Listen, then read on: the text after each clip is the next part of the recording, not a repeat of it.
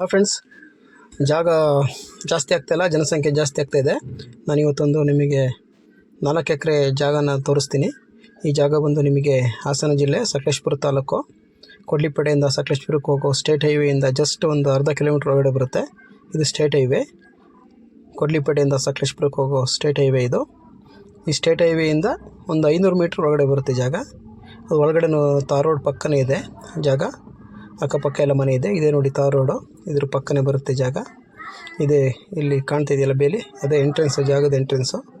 ಜಾಗ ಬಂದು 4 ಎಕರೆ ಇದೆ.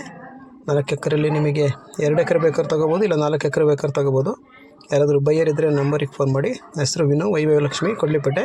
ನನ್ನ ನಂಬರು 9448899513. ಇನ್ನೊಂದು ನಂಬರ್ ಇದೆ 8310269125. Okay, thank you.